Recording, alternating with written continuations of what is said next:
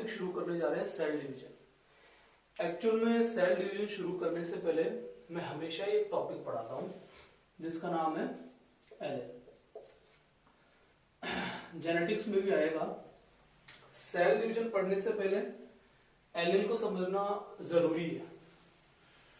LN समझ में आ गया तो ये मान के चलो सेल डिवीजन आप लोगों के लिए समझने के लिए बहुत इजी हो जाएगा। देखो एलील क्या है, देखो बहुत इजी है। मैं यहाँ पे एक डीएनए बनाने जा रहा हूँ।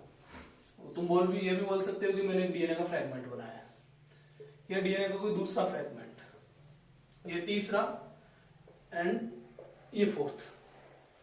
आप सबको पता है कि डीएनए में न्यूक्लियोटाइड्स होते हैं। न्यूक्लियोटाइड की छोटी छोटी यूनिट से मिलकर क्या बनता है बताओ, डीएनए बनता है।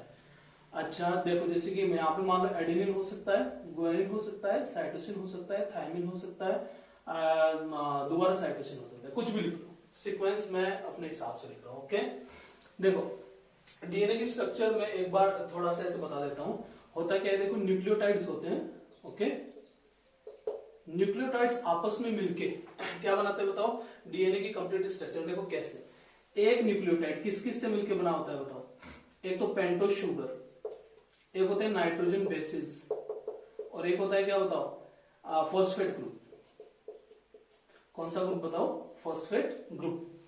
तो पेंटोस शुगर, ये देखो ये पेंटोस शुगर 5 कार्बन वाली, ये first second number carbon, third number carbon, fourth number carbon, यहाँ पे ये 5th number carbon. Nitrogen base, यहाँ पे इस फर्स्ट वाली पोजीशन पे कोई सा भी नाइट्रोजन बेस लगाता हूं। कौन कौन से होते हैं बताओ, प्यूरिन और पायरिमिडिन। 2 ग्रुप में अपन डिवाइड करके सब पढ़ते हैं, ठीक है। तो कुछ प्यूरिन में और पायरिमिडिन में डिवाइड करते हैं, जैसे एडेनिन हो गया, गुआनिन हो गया, साइटोसिन, यूरेसिल, थायमिन। ये पायरिमिडिन है, प्यूरिन है, ठीक है। ये नॉर्मल सी बात है जो मैं तुमको बेसिक से ऐसे बता रहा हूँ। डीएनए को अपन फिर कभी कंप्लीटली अपन ले लेंगे, है ना। तो होता क्या है, देखो यहाँ पे 3 प्राइम पे OH होता है, यहाँ पे H है। ओके, यहाँ पे फॉस्फेट वो अपन देखेंगे बाद में, अभी मैं जनरलाइज बता रहा हूँ। ओके, और ये देखो ये एक न्यूक्लियोटाइड है जिसमें पेंटोस शुगर है, ये बीच वाली, ये एक नाइट्रोजन बेस है, और ये एक फॉस्फेट ग्रुप है, ठीक है। यहाँ पे 3 होंगे, अपन बाद में देखेंगे। ओके, तो ये एक मैंने न्यूक्लियोटाइड की स्ट्रक्चर बनाई है। किसकी स्ट्रक्चर बनाई था, न्यूक्लियोटाइड। अब इस न्यूक्लियोटाइड को मैं दूसरे न्यूक्लियोटाइड से, यहाँ पे भी न्यूक्लियोटाइड होगा, यहाँ पे तुम कुछ भी रख लो, मेरे चाहे थायमिन रख लो, तुम यहाँ पे थायमिन की जगह गुआनिन रखना चाहो, शायद कुछ भी रख लो। ओके, देन ये first number, second number, third number पे हमेशा OH होगा, ये नॉर्मल सी बात है। ओके, अब मुझे क्या करना है, यहाँ पे वही है CH2 OP अपन बाद में देखेंगे, 5 नंबर है। तो इस 3 और इस 5 के बीच में अब ये दोनों आपस में जुड़ जाएंगे। ओके, 3 प्राइम का OH, देखो मैं दोबारा बोल रहा हूं, 3 प्राइम OH और 5 प्राइम फॉस्फेट, 3 प्राइम OH और 5 प्राइम फॉस्फेट, इन दोनों के बीच में क्या बनेगा बताओ, बॉन्ड बनेगा, जिसको बोलेंगे PDB, फॉस्फोडाइस्टर बॉन्ड, नॉर्मली, ठीक है। अपन इसको और डिटेल में बाद में देखेंगे, अपने को एलील पढ़ना है, मैं तो ऐसे बता रहा हूं। ओके, तो ये आपस में एक न्यूक्लियोटाइड दूसरे न्यूक्लियोटाइड से कौन से बॉन्ड से जुड़ा हुआ बताओ, फॉस्फोडाइस्टर बॉन्ड से। ये तो पूरी चेन हो जाएगी, आगे नीचे दूसरा न्यूक्लियोटाइड होगा, फिर एक और, वो आपस में PDB से जुड़ते जाएंगे। इधर एक और चेन होगी न्यूक्लियोटाइड की, ऐसे ये 1, ये 2, ये 3, ये 4, यहाँ पे OH है, फिर ऐसे यहाँ पे भी ये रिवर्स होती है। शुगर क्यों होती है, क्या होती है, बाद में देख लेंगे। ये देखो यहाँ पे OH है, यहाँ पे देखो हाँ यस, ये देखो ये फर्स्ट नंबर, ये 5th नंबर कार्बन यहाँ पे आएगा, CH2 OP जो भी आएगा, ठीक है। तो यहाँ पे ये 3 प्राइम OH और ये 5 प्राइम का जो फॉस्फेट है, इन दोनों के बीच में क्या बनेगा, वही PDB। यहाँ पे PDB कहाँ बना था बताओ, 3 प्राइम OH और 5 प्राइम फॉस्फेट के बीच में फॉस्फोडाइस्टर बॉन्ड बन गया था। यहाँ पे वही बन रहा है, 3 प्राइम OH और 5 प्राइम फॉस्फेट, बस यहाँ पे शुगर जो है रिवर्स है, उल्टा है बस, और कुछ नहीं। तो बेसिकली एक न्यूक्लियोटाइड दूसरे न्यूक्लियोटाइड से कौन से बॉन्ड से बाइंडेड होता है बताओ, फॉस्फोडाइस्टर बॉन्ड। अब इन दोनों को भी तो आपस में जोड़ेंगे, ये तो एक स्टैंड हो गया डीएनए का, ये दूसरा स्टैंड हो गया, ऐसे, ठीक है। अब इन दोनों स्टैंड को अपन आपस में जोड़ेंगे तब तो डबल स्टैंडर्ड डीएनए बनेगा। तो इन दोनों को जोड़ दो। मान लो अगर यहाँ पे एडेनिन, तो जाहिर सी बात है यहाँ पे थायमिन रखना ही पड़ेगा, एडेनिन का कॉम्प्लीमेंट्री थायमिन होता है, दोनों हाइड्रोजन बॉन्ड से जुड़ जाएंगे। यहाँ पे मैंने थायमिन रखा है तो नो डाउट मेरे को यहाँ पे क्या रखना पड़ेगा बताओ, एडेनिन रखना पड़ेगा। इन दोनों को हाइड्रोजन बॉन्डिंग से जोड़ लेंगे आराम से, और एक डबल स्टैंडर्ड डीएनए बन जाएगा। ये डीएनए मैंने यहाँ पे बनाया, यहाँ पे क्या है बताओ, ये यहाँ पे ऐसी तो स्ट्रक्चर है, ये वाली ये स्ट्रक्चर है, यहाँ पे एडेनिन है, ये फॉस्फेट ग्रुप है, जिसको 5 प्राइम फॉस्फेट बोलते हैं अपन। फिर यहाँ पे क्या है बताओ, यहाँ पे ऐसी तो स्ट्रक्चर है, ये यहाँ पे गुआनिन है, अपन ने ये ऐसी स्ट्रक्चर ना लिख के सीधा एडेनिन और गुआनिन लिख दी, इजी बनाने के लिए। ओके, नो डाउट इस एडेनिन और गुआनिन मतलब इन दोनों के बीच में यहाँ पे कौन सा बॉन्ड है बताओ, पीडीबी, फॉस्फोडाइस्टर बॉन्ड। इन दोनों के बीच में कौन सा है बताओ, फॉस्फोडाइस्टर। एक न्यूक्लियोटाइड दूसरे न्यूक्लियोटाइड से फॉस्फोडाइस्टर बॉन्ड से जुड़ी हुई रहती है, phosphodiester bond, phosphodiester bond, phosphodiester bond. यहाँ पे एडेनिन है तो यहाँ पे थाइमिन आएगा, गुआनिन का कॉम्प्लीमेंट साइटोसिन, सी का जी, टी का ए और सी का जी। इन दोनों के बीच में हाइड्रोजन बॉन्डिंग। इस सिंपल से एक स्ट्रक्चर। ओके, अभी अपन पढ़ क्या रहे बताओ, एलिल पढ़ रहे हैं। तो ये तो मैंने जनरली आपको ऐसा बता दिया ताकि आपको थोड़ी और आसानी रहे एलिल को समझने में। ओके, पढ़ अपन क्या रहे बताओ, सेल डिवीजन समझने के लिए एलिल पढ़ना बहुत जरूरी है। देखो तो अपन इसको चलो रफ कर लेते हैं, थोड़ा सा क्लियर बना देते हैं। ये तो मैंने आपको समझा दिया, ठीक है। अब मैं यहाँ पे दोबारा बनाने जा रहा हूँ। देखो ये मैंने डीएनए का एक फ्रेगमेंट बनाया से मान के चलो, या फिर मैंने एक जीन बनाई है। जीन क्या होता है बताओ, मैं आपको पिछली वाली क्लास में बता चुका हूँ। जीन का मतलब क्या होता है, फ्रेगमेंट्स ऑफ डीएनए। डीएनए के टुकड़ों को क्या बोलते हैं, जीन। डीएनए के छोटे छोटे फ्रेगमेंट्स को अपन ने जीन बोला था। कंप्लीट डेफिनेशन बाद में देखेंगे, जीन की इतनी सी डेफिनेशन नहीं है। ओके, ये तो मैं नॉर्मली आप लोगों को बता रहा हूँ समझने के लिए। ये देखो तो मैंने इसकी कुछ भी लिखे, देखो ए जी सी टी जी। ओके, ऐसे मैंने सीक्वेंस लिख लिया। इस जीन की मैं सीक्वेंस लिखने जा रहा हूं। देखो ए जी, और यहां पे सी की जगह मैं आपकी बार लिखता हूं जी, और टी जी। ये सेम है, ए जी टी जी, ए जी टी जी सेम। सी की जगह क्या लिख दिया, जी। अगले में देखो ए जी, अब की बार जी की जगह मैं लिखने जा रहा हूं टी, और टी और जी, ए जी टी जी सेम है। अगली वाली जीन में क्या कर रहा हूं, ए जी, टी आ गया, जी आ गया, सी आ गया, ए लिख दो, टी और जी। अब की बार मैंने इस टी की जगह क्या लिख दिया बताओ, ए लिख दिया। मतलब क्या मैं एक सिंगल न्यूक्लियोटाइड में चेंज करने जा रहा हूं। देखो इतना सा तो ये जीन है नहीं, मैंने तो समझने के लिए 5 न्यूक्लियोटाइड लिख दी, लेकिन आगे भी तो सीक्वेंस है, कुछ भी हो सकती है, जी ए सी टी। ओके, कुछ भी हो सकती है, कुछ भी लिख दो, जी ए सी टी लिख दो। यहाँ पे भी आप लिख सकते हो जी ए सी टी, कुछ भी लिख दो, जी ए सी टी कुछ भी लिख दो। अब अगर मैं आपसे पूछूं कि इस जीन की सीक्वेंस बताओ, क्या, अच्छा ये मान लो ये जीन नंबर फर्स्ट है, ये जीन नंबर सेकंड है, ये जीन नंबर थर्ड है, और ये है जीन नंबर फोर्थ। ओके, अब बताओ इस जीन की सीक्वेंस और इस जीन की, क्या इन सब जीन की जो सीक्वेंस है, डीएनए की सीक्वेंस है, क्या वो सेम है? नहीं सर, सेम नहीं है। बस एक दैट मींस क्या इन दोनों मतलब इन जीन्स की जो सीक्वेंस है क्या वो सेम है? नहीं, इन सब की सीक्वेंस क्या बताओ, डिफरेंट है। तो ये देखो मैंने इस जीन से पूछा, मैंने कहा आप चलो एक बार ऐसे बोल देते कि चलो ये एक नोज शेप जीन है, क्या बताओ, ये एक नोज शेप डिटरमाइन करने वाली जीन है, नोज शेप जीन है। तो मैंने इस जीन से पूछा, बोला आप कैसी जीन बनाओगे? इसने बोला सर मैं इस टाइप की जीन बनाऊं, मतलब इस टाइप की नोज बनाऊंगी। मैंने बोला कि अच्छा लॉन्ग नोज है क्या? नोज शेप कैसी है? लॉन्ग है, नोज शेप लॉन्ग है। फिर मैंने इस जीन से पूछा, मैंने कहा आप कैसी नोज बनाओगे? बोला सर मैं ऐसी नोज तो नहीं बनाऊंगी। मैंने कहा क्यों? बोला सर आप हम दोनों की सीक्वेंस देखो, हम दोनों की सीक्वेंस क्या है सर? डिफरेंट है। तो मैंने इनसे पूछा, बोला आपकी सीक्वेंस सेम ही तो लग रही है मेरे को। मैंने कहा सिर्फ एक पॉइंट पे ही तो सिर्फ मतलब चेंज है। बोले सर एक पॉइंट पे चेंज हो जाने से सारी इंफॉर्मेशन चेंज हो चुकी है। इस जीन के पास जो इंफॉर्मेशन थी वो लॉन्ग नोज बनाने की थी, बट इस जीन के पास जो इंफॉर्मेशन है वो लॉन्ग नोज बनाने वाली तो नहीं हो सकती, क्योंकि सीक्वेंस क्या होगी बताओ, चेंज हो चुकी। तो मैं चलो इसे बोल के जा रहा हूं कि ये बनाएगी पकोड़े जैसा आंख, मतलब नोज शेप पकोड़ा। मैंने इस जीन से पूछा, बोला आप किस शेप की नोज बना रहे हो?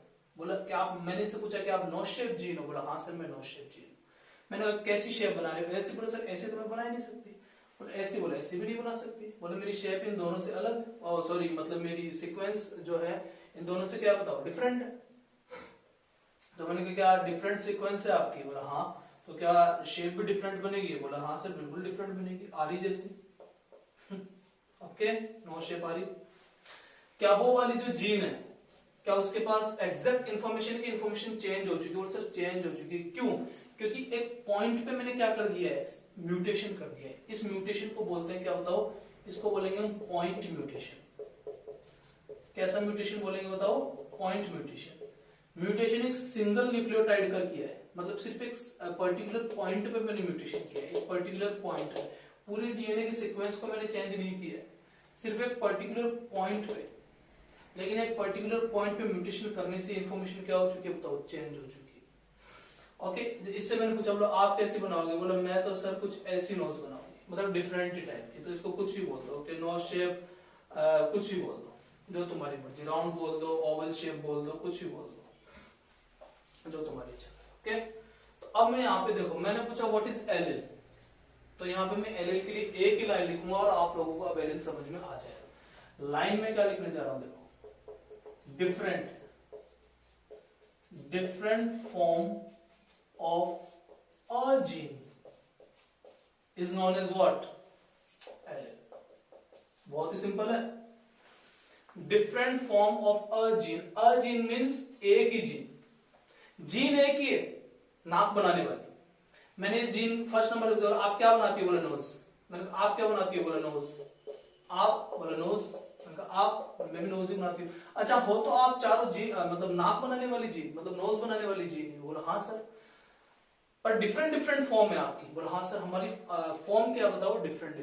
मैंने कहा डिफरेंट फॉर्म का मतलब क्या होता है? बोला सर डिफरेंट फॉर्म का मतलब डिफरेंट सीक्वेंस। मतलब मैं यहाँ पे एक लाइन और लिख सकता हूँ, तो क्या? Different form means different sequence. Okay, that means ये एक एलिल है सर। बोला हाँ। तो सर अभी तो आप जीन बोल रहे थे। मैं बाबू जी जीन है, लेकिन है क्या ये? एलिल बोलेंगे इसको, एलिल। क्या बोलेंगे बताओ इसको?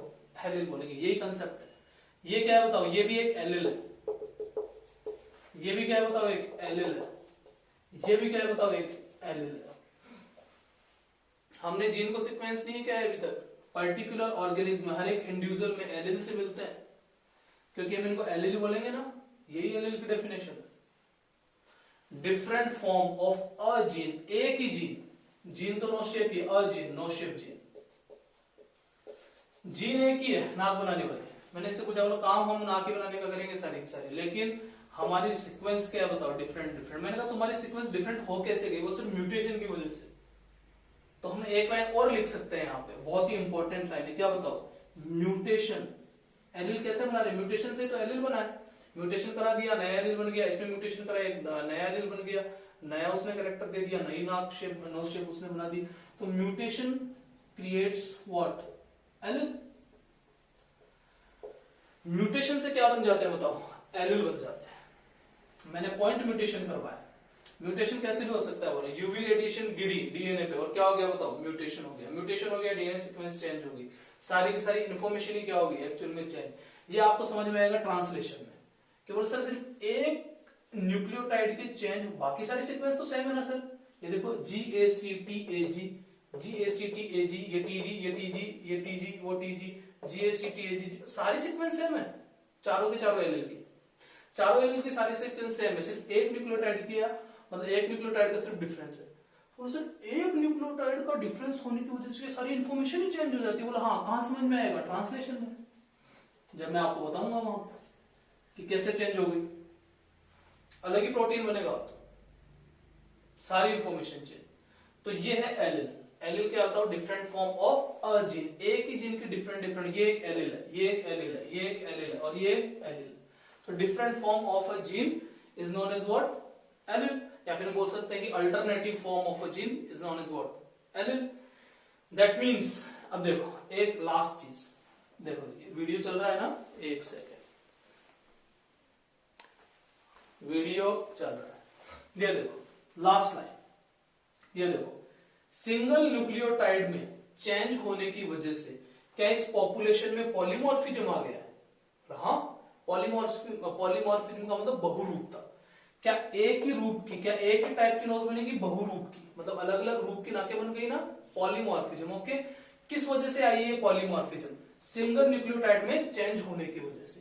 दैट मीन्स हम बोलेंगे सिंगल न्यूक्लियोटाइड में चेंज होने की वजह से पॉपुलेशन में क्या आ गया, पॉलीमॉर्फिज्म। इसका नाम है क्या बताओ, सिंगल न्यूक्लियोटाइड सिंगल न्यूक्लियोटाइड क्या बताओ, पॉलीमॉर्फिज्म, एसएनपी। अब आपसे पूछे व्हाट इज एसएनपी, तो बोलना मतलब सिंगल न्यूक्लियोटाइड में चेंज होने की वजह से। चेंज क्यों हो गया, सिंगल न्यूक्लियोटाइड में म्यूटेशन हो गया, चेंज हो गया, इसकी जगह दूसरा न्यूक्लियोटाइड आ गया, फिर बाद में कोई अगला न्यूक्लियोटाइड आ गया। Change in single nucleotide can bring polymorphism in a population, this is called as what, SNP. इसको क्या बोलते हैं बताओ, एसएनपी बोलते हैं।